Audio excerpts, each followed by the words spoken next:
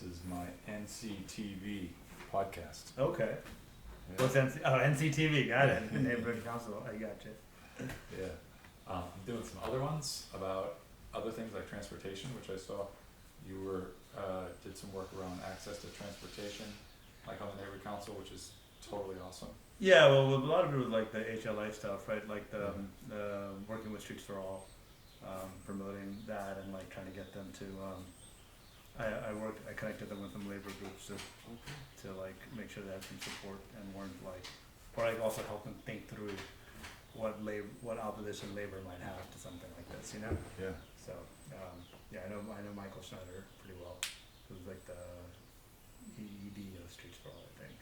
They've got an impressive legislative slate of like bills that they're sponsoring. Yeah, no, they've gotten really like when they were almost like when I ran in 2021 for neighborhood council, they were like almost like just like a they were like some random group, but then since then they've like just actually like expanded their profile. Michael's done a pretty good job of like building it out, and you know, we've talked about some stuff that you know we could do in the neighborhood in terms of like green space and like how do we like rethink through like highway access and things like that around Echo Park. That would make it more like bike friendly and pedestrian friendly and I mean I think we're also on the same page in terms of like parking is like should not be our number one concern at all when we think about a livable neighborhood. It should really be about walking and public transit, you know. We were down in Santa Monica and Venice, and there's just all these bike scooter rental kiosks all over the place. Mm-hmm. It's kind of surprising that we don't have more of that here.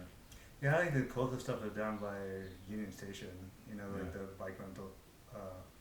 When I lived in New York, I had like a subscription to the city bike, so I would use them to commute around. Yeah. I ride my bike, like I commute by bicycle everywhere.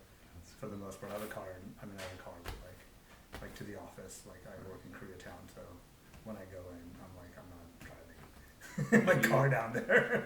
And you work with SEIU? Yeah, I work with Service Employees International Union. Yeah. Cool.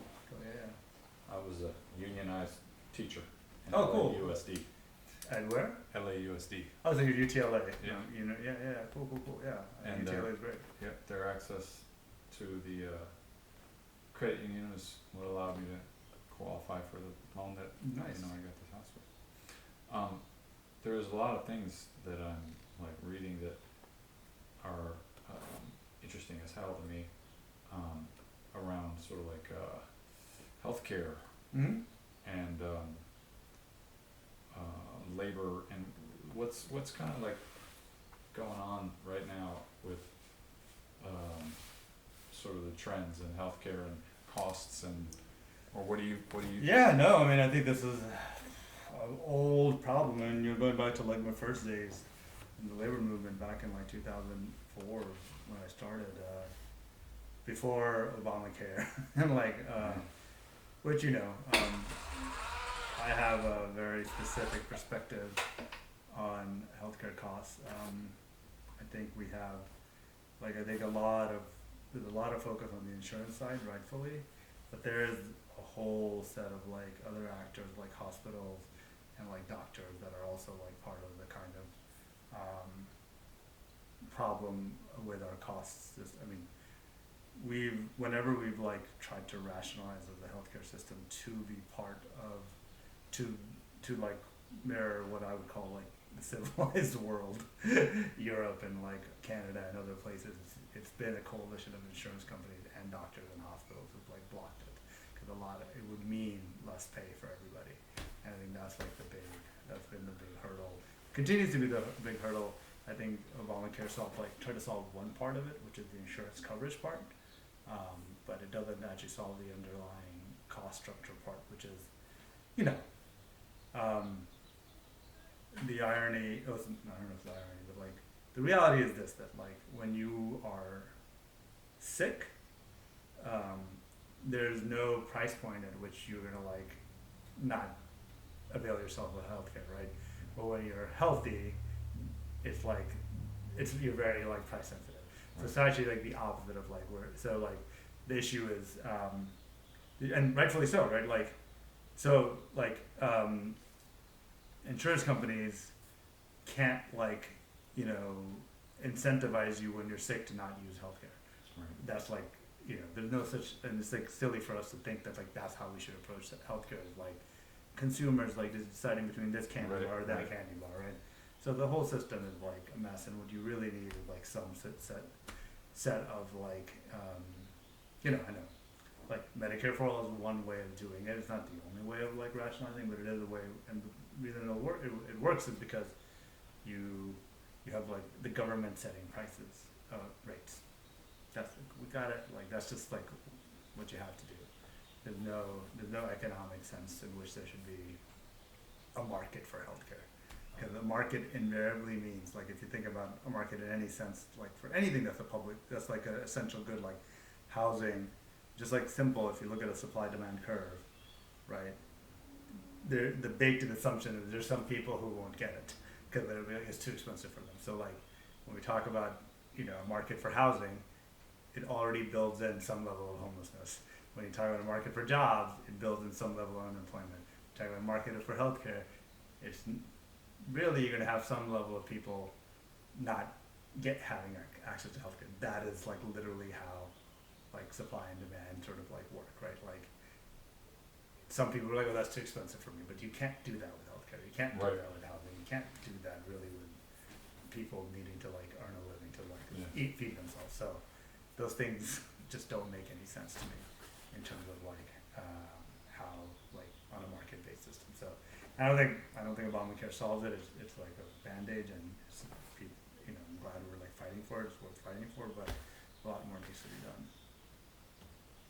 Are you an at-large or a district? I'm an at-large representative. Yeah. Okay. On the Echo Park Neighborhood Council. Mm-hmm. Isn't it weird being on a political, I mean, I guess your career has to do with advocacy, but it's really educational to be on a political committee. Yeah. The dynamics and the kind of like forces. Yeah. I mean, I think, the neighborhood councils face challenges. I think we're lucky in that like we have two great council members who are actually, at least for me, they're aligned politically with me, so it's like it makes it easier. I think when I was, And I think they kind of like, I mean, they're less dismissive yes, of the neighborhood council. yeah, I think that's like the buying of the neighborhood council, right? The council people will like want to hear from you when they agree with you. Yeah. When they disagree with you, they want to ignore you. That was Mitch's position. So I think like this like directly elected thing is like part of the challenge, because they don't have control over the neighborhood council in the same way. Like if you compare it to New York, which were like the equivalent of community boards, there they Tell me, appoint. you know, I've heard a lot about it, and I'd love to just, one of the things I want to do is just sort of like define certain terms that you hear sometimes, but that you don't, I sometimes don't have a good grasp on. I want to sort of know a little more about New York from someone who's lived there and how it works. They've got a heck of a lot more city councilors. Yeah, 55, something like that. Okay. Yeah. And you said they have community boards? Community boards. The community boards are basically the equivalent of neighborhood councils in New York. Are they elected? They're appointed by the city council members. So the relationship, you're much more closer to the city council member, or they're appointed by the city council member, state reps, and so it's like a kind of, Okay. so you get, every community board everyone gets a certain number of appointees, so you kind of have to curry favor with the electeds. But that has its own challenges. You have to be online with the, Right. so it sort of reinforces the politics of like whoever's in city council. It's not like, so that's like one of the drawbacks of it. I actually prefer the LA system where you're elected, because you can have like an antagonistic relationship with the city Yeah. council member, and I think that's healthy. Yeah. But it does mean that like, because we're advisory and because we're like basically a division of the city, that our powers are sort of like devolved to us from the city council. Like, oh, this is what your powers are, right? We're like still, they can just ignore us. Which, I think that it presents some challenges. I do think like there are opportunities to like make the neighborhood councils places where people can actually feel like they have a say in their city government. And I think that was the reason I joined, and that's the reason I want to kind of keep building to make it like a place where folks will have, and when I say folks, I mean like every kind of person in Echo Park, like not just like I think at this point, generally it's a vehicle for a specific kind of resident to air their grievances, usually on quality of life stuff, which usually means like stuff poor people are doing in the neighborhood that they don't like. It's been used for like preserving property values, et cetera, et cetera. We don't have to get into it, but like how are we like also representing the interests of like people working in the neighborhood, renters, the unhoused, People getting working priced class out. people who need to take public transit. I mean, Right. when I moved to Echo Park, like we didn't have access to the train, but we had a ton of buses. We had since we've lost so many. Like the 704 is gone. Can't go to Union Station anymore, right? Which is how I would take the flyaway, would take the bus there and take the flyaway back. Take the flyaway to the airport. That's now I got to go and like get an Uber. It took us an hour and a half to get to Santa Monica on the 4 yesterday. Yeah. I used to live in West Hollywood, and all my schools that I taught at were along the 704 route. And it's a damn shame that the 704 doesn't exist. And the 2 now goes down Colorado. Colorado instead of goes down. So the 200 is gone, right? Yeah. The 92 comes. It's a great. I love it. I use it to go up to the Galleria. That's the other thing. I take buses everywhere whenever I can. I try not to drive because I hate. Having lived in New York for 15 years, I don't like parking. I don't like moving forward. If I can take a bus, I can ride my bike. Yeah. Even if it means like maybe getting a Lyft or Uber on the way back, because there's like not enough buses coming in at a reasonable hour. I mean, I don't want to interrupt you, but like I've had the experience of sometimes using my phone and being able to see when the bus is coming and timing it so that I really don't have to sit there and wait and wonder. Mm. But I've also had the other experience where I'm like, God damn, this is not going to work out. This is like a 45-minute wait, and Yeah. So more people are taking, getting, adopting the apps and getting better and having the apps get better. Yeah. Well, and also I don't know, we call it in my household the Ghost 92. It's gonna show up. Oh, it's coming in 5 minutes. We'll run down, and no bus ever shows up. Yeah. And it's like a bus on the system schedule. It's like showing up on like my Google map, and the bus is moving through and you're like, but it never comes. And The you're other like, thing that I find frustrating is that the Dash, which I love, I'm doing the whole Dash podcast. Yeah. But the turnaround is up there. Think, great, there's a bus. Yeah. Could be there for 30 minutes. Yeah, no, right, exactly. No, it's just, I think It seems like kind of surprising that this day and age it couldn't be a little better. Well, number of buses. I think we've had like ridership fell. Like we're not saying part of it is like because bus they've like reduced the number of buses. They've rationalized the bus. I don't know, man. Like there are people who I have friends who live in Atwater, like you guys live in like a transit-rich area. Like they got the micro metro. That's what they use to do everything. So, but I wish we could focus more on we wish we had the committee could work, or the neighborhood council could work more on getting more public transit, less worrying about parking and more about can we get more buses to the neighborhood? Can we get more, find ways? I would love to be able to fight for bus rapid transit in this city, right? Yeah. I'm fine. Yeah. No, I'm sorry. No, I was gonna say, I like living in Mexico City. You go there and you're only if you're urban, it's the bus is the fastest way to get anywhere. Right. And New York public transit is the fastest way to get anywhere. LA should be that kind of city where public transit should be the fastest way to get wherever you're going. I took the Gold Line up to South Pasadena, and oh my God, it was like this crazy, wonderful like sensory Yeah. memory thing. You know, like it was takeoffs were smooth. Right. You know, the experience was just, it was great. I loved it. And Yeah. I'm hoping that I can get down to the beach on the train instead of the 4. Yeah, no, Because not only is the 4 bus slow, my God, man, the state of the roads yeah. and the buses being on there, it's like, it's nerve rattling, man. It's like, bah, bah, bah, bah, bah, bah.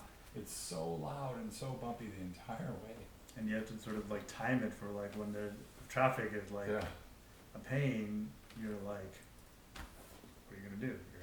You're gonna be stuck, you're gonna like add 30 minutes to that commute, you know? So I think those are the things that I think we could find ways to advocate more for like transit, walkability, affordability of rent, like, and even like, you know, we have this incredible service economy, like all these restaurants, and like I would love for all of them to be great jobs too, right? They don't just have to be like, we don't know who, like some employers are better than others, and if there was like some way to like make sure that the workers were kind of that work at these places who also work in like multiple places, right?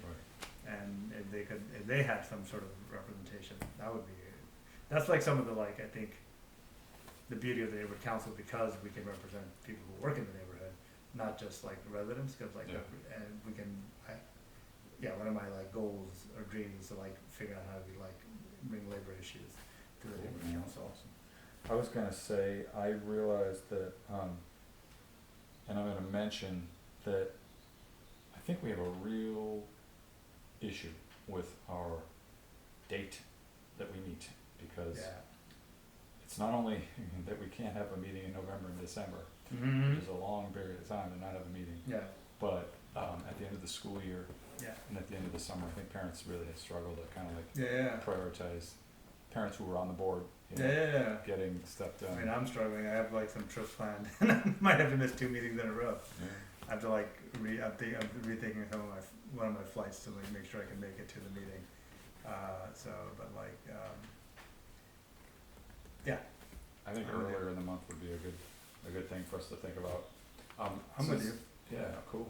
Since we're talking about LA City, do you have any sense, I have this just intuition, that there's gonna be a expansion of the city council in terms of the numbers. And I don't think it's gonna be a massive expansion like New York, Yeah. but something tells me we're gonna end up with something like 25. Yeah, I mean, if it's gonna happen, it's gonna happen in 2030, right? Like when they're gonna do redistricting, or like 2032 probably, or whatever. Yeah, it's like they're all like they're every 2 years, but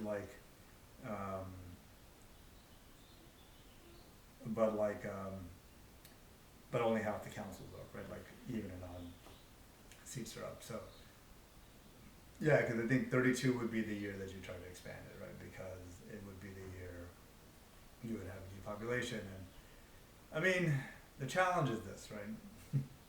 We love we can get all our people elected that are great, but like you're asking the city council to voluntarily reduce its own power, right?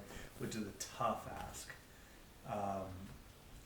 And like and I'd say this like not because it's a tough, whether it's bad or good. It's more like you need like a lot of momentum, a lot of power behind that like mobilization for them to voluntarily be like, I want to dilute my power and like open up another seat. I mean, I think we've seen this with like Ugo. I don't know about Eunice, but we've seen him like sort of like backtrack a little bit on his commitments to like expanding the council. Okay. From what I've like heard. And so I guess I'm not as optimistic as you. I mean, I think it makes a lot more sense to have more people. I think you'd have more responsive city council people if it was, you'd have more people running. Maybe we'd have more turnout because 30% is like what, between the primary, well, I don't know about, in November we'll see what happens, but in 22, the number that was for the primary was like literally the number that was for the general, right? Like, when Ugo met, she basically got the same number of votes that he got in the primary plus the other candidates' votes, and there was like a lot of new people voting in the general, which you would expect in a general to have like higher turnout in the primary, but that's I think that's part of like having such a like small number of people, like it's less competitive, it's harder to win, and so fewer people engaging, and hence like there are fewer choices.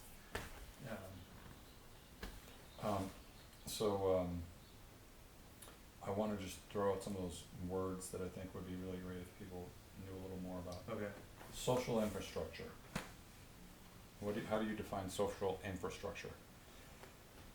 So for me, social infrastructure is a bunch of, it's like a combination of, I would say it's like, I would want to combine both like what we call like infrastructure and social. Like I think when we were just talking about transportation, right? Yeah. We're talking about infrastructure, right? That's like one way to support the lives of like working people, right? But I think the other flip side of it is that we also need to support them on sort of issues around care. Like so. That was the next one I was going to say. Is yeah. the care economy. Yeah. So it's like. I struggle with that a lot. So I think we need to invest in people who provide care for other people. Like that, there's a lot of people who do that, and I define that broadly. Like it's both like the home care worker, the nurse, also the child care workers, but also like if you, our service work, or like sort of servers at these restaurants. They're and the people cooking, like they're taking care of us. They're actually making our meals, and we're eating there. So like there's a whole set of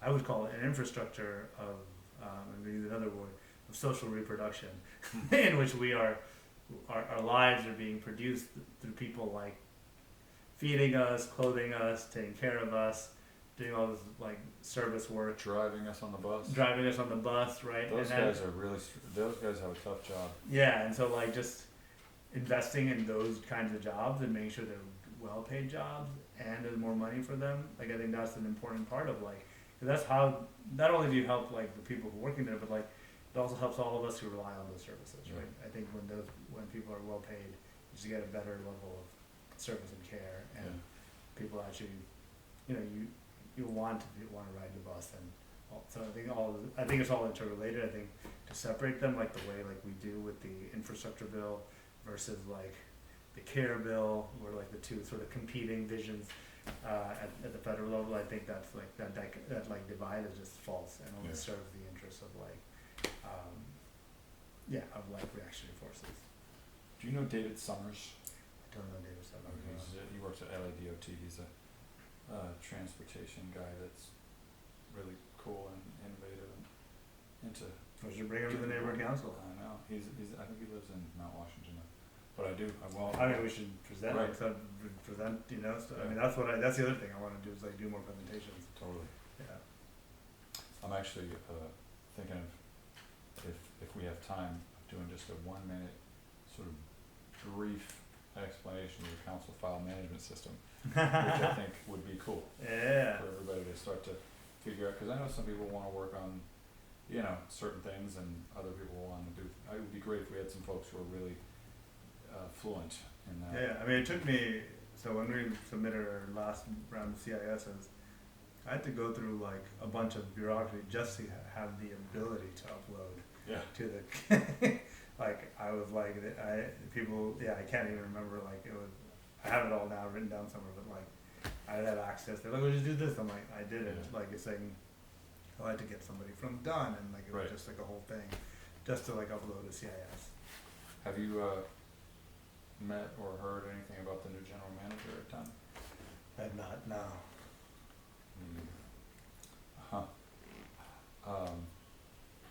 So I saw that you worked with Acorn. That name sounds very familiar. Why is that? I was very Association of Community Organizations for Reform Now. They were a set of.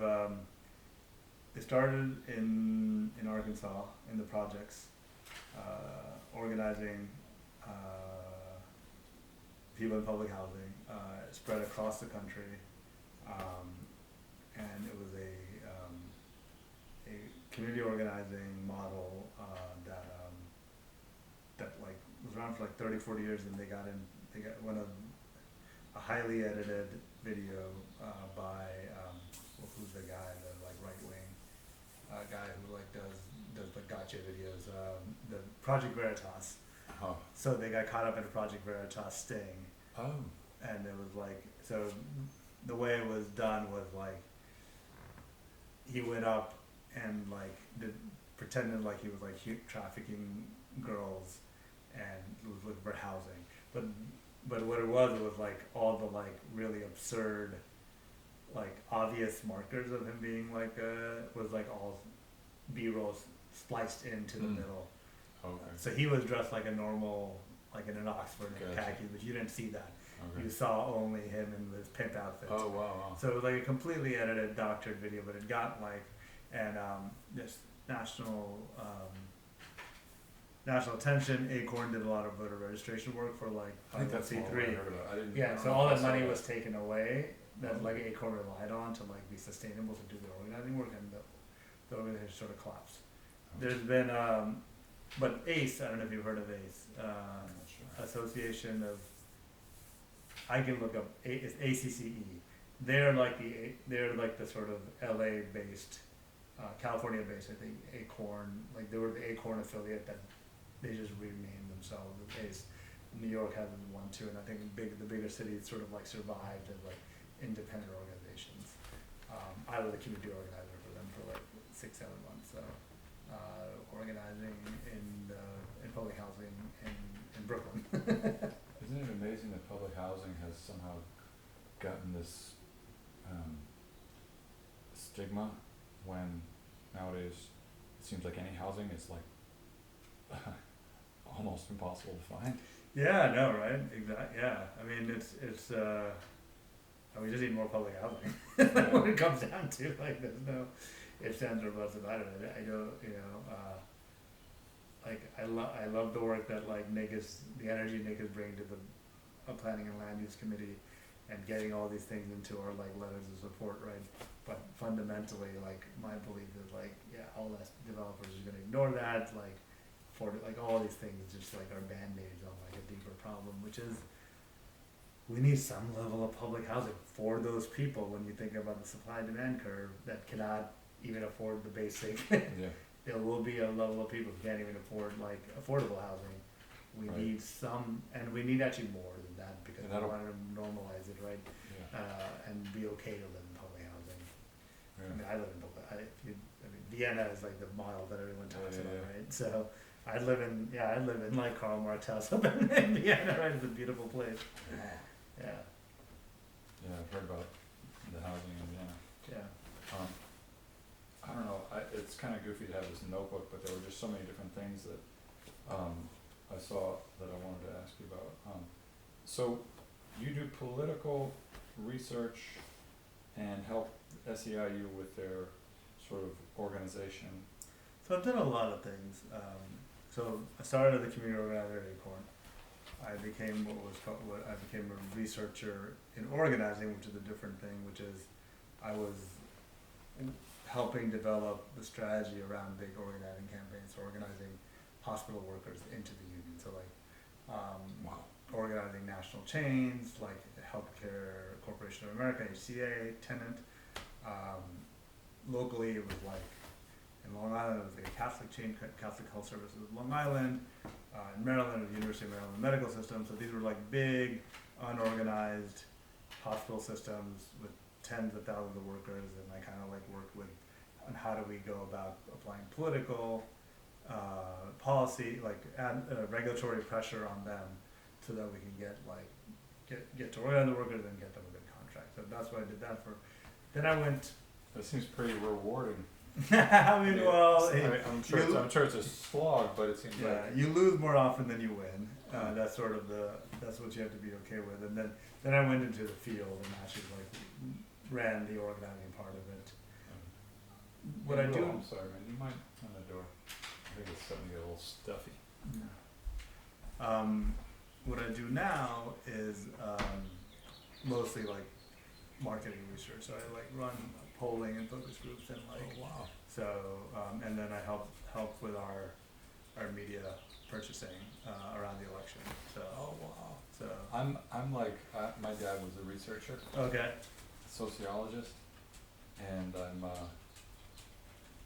kinda like, I'd love to be a rogue, independent researcher. okay, no, it's the, You know. like, it's, yeah, I mean, a lot of what I did is just like, kind of like, bootstrapping. Like digging around in public records, digging around, in databases that we like that are like publicly available, like, so it's totally, yeah, it's totally doable, like, I have a quant background in math, but like, I just like, this is all just like sort of like very basic Excel stuff, and, Yeah, I wanna get some research on the Dash ridership, and how can we actually demonstrate that something we decide we're gonna do to promote the Dash has an effect or not? And I think, Yeah. one of the things I think could be fun is to get an interview with the drivers so that people are. oh yeah, like, that'd be you know, cool, yeah. just like, this is our buddy who drives the bus. you know? Yeah, no, for sure. I think, yeah, just like profile the people like that, just whoever, yeah. I mean, I think if we can promote that, that would be great, like promote. And they have the electric buses. Yeah, no, I mean, we should be like, yeah, electric buses, gas buses, like, Yeah. yeah, there's like so many ways to like improve life in the city that like we're just not doing. And LA is a funny one because so many people from here are not, I mean, some who live here are not from here, and so I don't think they engage in the same way. They certainly Yeah. don't vote, but even quality of life stuff around, I think they just don't know, okay, what is the LA way that we handle, dumping or whatever it is, but like specifically right here on our dash, the people who live by this school, Elysian Mhm. Heights, Mm-hmm. are totally inconvenienced in the mornings and in the afternoons when their school is getting in and Mhm. dropping off. And because there's just like a one lane both ways, parents flooding the area and Mhm. parking in front of people's driveways and whatnot, and it's like, wouldn't it be great if kids could be sort of left at a place with a chaperone where they could just take an electric bus as a Yeah. group up, you know what I mean? Yeah, no, right, exactly, like, yeah, no, that would make a lot of sense, Also create some good jobs and like, just, I mean, that's what we're talking about, like, that's like care infrastructure, the social infrastructure, we need ways to like make people's like, it's also like, give the parents some free time, they're not like stuck in a line, Yeah. just like stuck in traffic for an hour, just drop the kids off and pick their kid up, yeah. How about Gabby Strong? Do you know her? Gabby Strong, is she? She is a professor. She was on your LinkedIn, people you may know. Oh, yeah. No. Something that's kind of interesting to me is so the Community Reinvestment Act. Okay, When was that passed? in the 70s. Okay. That's, so that like forces banks to give Fairly. loans to, it was like an anti-redlining, Right. bill. So Which like- LA has a serious, crazy history about. Yeah, I mean, most cities do, and so what it does is like, it like looks at every like census tract and sees which are low and moderate income census tracts, and the what do you call it, the banks have to report their loan, how many loans they originated, and the details of the loans, and that, so it's just a way to make sure that they're like giving out loans Right. to like poor, black and brown neighborhoods. Yeah, I use that like, so the redlining model for housing is like one of the things that I developed at SCIU early on, was like, I used it to develop a model to look at, like medical redlining, like, what were the areas that were being underserved Overbuilt. by hospitals. Yeah. Like, so you could, we had the data of like who, like every patient that went into hospital, we got their race, some age information, what insurance they came in, and so we could see like elite hospitals finding ways to like divert Black and Latino and Medicaid patients away to other to other facilities. So we use the same kind of like the way the people proved that like banks were redlining. I kind of helped build like a healthcare version of it in looking at New York City and like which hospitals were the one that were like the most egregious at avoiding anti-competitive stuff. no, just avoiding like paying for avoiding admitting people with bad insurance that wouldn't pay well. So like usually like poor people would have like Medicaid and Medicaid doesn't pay well, so they were underserving a lot of people of color. That brings me to my my favorite neighborhood council issue, which is the Chavez Ravine bill. There's sort of like a reparations bill. Oh yeah, like the one that Wendy Correa. Wendy Correa was introduced. Yeah. I have a neighbor whose house had been owned by the family that was sort of like the face of that Chavez Ravine resistance. Right. We tried to write a letter of support for her, but like she wanted a case before we could. Yeah. Her sister's still case. I don't know the exact status of it right now. Yeah, right. I think that reparations bills are overwhelming for a lot of people, but because of the relatively small size of the number of people that were evicted here, it's almost like something that you could see having some potential. And similar to what you were mentioning about like banks, it seems to me like one of the best ways that could be palatable would be sort of like better interest rates for folks who were, you know what I mean? Yeah, like a subsidized. Yeah, just like give them a half point off their mortgage rate. I mean, UCLA does it for all their professors. Like they give them a 3% mortgage. Is that right? Just even now, they're like 3%. They eat the cost. Damn. So like that's part of their incentive to keep people living in Westwood and Brentwood, you know. So I mean, the city could totally do it. It's not even half a point. They could be like, you get a 2% loan. Yeah. For up to $500,000 or $1 million, you know. Right. And that, you know, or like a down payment assistance program where you, like, like it's $100,000. You get like $200,000 sort of down payment for every year and they knock it 20,000 interest free, knock off 20,000 every year. So if you live there for 10 years, the whole thing is paid off, something like that, you know. Some kind of. I mean, I think there are lots of ways to think about that, but I'm all for it. Yeah. I'm psyched because I think hopefully locally people can actually see the neighborhood councilors and what their interests and stuff are. So I appreciate you coming. Yeah. The last thing I want to ask you is about LA community fridges. Okay. Yeah. I love the LA community fridges. Yeah, we need to get one in Echo Park. We lost the one in Echo Park. Where was it? It was at the laundromat on right across the street from where I live, like on like between Glendale and Scott, like Glendale and Alvarado, and right across from Scott, right by the Bonds, like one street over. So it changed ownership, and they said they needed the first gone. So we moved it. Maybe you could just tell what the community fridges are, because I actually went to this place. I went to this beautification conference, and one of the people there invited me to his organization where they get the food that they then scramble to distribute, and I think that would be really, I mean, the cost of food is just tough. Yeah. You know, a community fridge would be sweet. I was looking at a commercial space to do a business that around some of my plant stuff, and even like a multi-modality transportation rental center, like a mobility hub, and thought about having a community fridge in there would be great. Oh yeah, no, I mean, I think look, so Sarah Seidman is like also trying to do it, and so my main thing was always like I had a truck, so I like moved fridges from one place to the other, and then my truck had developed a ton of like problems that I have to like get fixed, but like but no, I think we've been wanting to bring one back to the community, and we just don't have a space for it. We have the fridge. It's just like finding some business who's like willing to like host it, you know? Do you know anybody at Out of the Closet?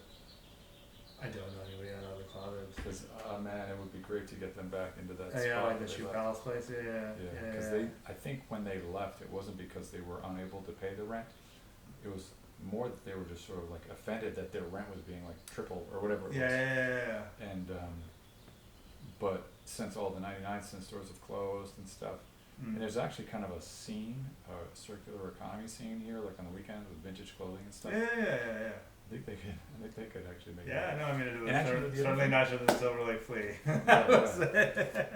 And I think one of the things about Out of the Closet being next to the C13 office was something I'll say I think Hugo would support in a way that Yeah. maybe Mitch didn't.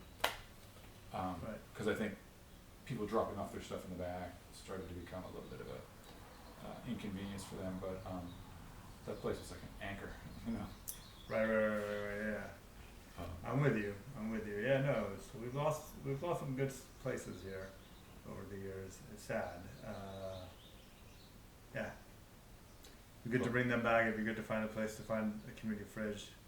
I think, from the neighborhood council, it would be great to like do more outreach in like District 5 and 6 and try to bring more folks in from the other side of the 101, Yep. which we don't do enough of, I think. Yeah. Yeah, it's a big district. It's a big district, 45,000 people. I heard it was 80. Oh, maybe I- 80,000 now. Okay. I think it might be. Yeah. Well, thank you for coming through, man. That's great. No problem. And Yeah, I thank think you this for is having going me. to help us to have more connections to different potential stuff to do on the neighborhood council. Yeah, we should. Yeah, definitely. Rock on.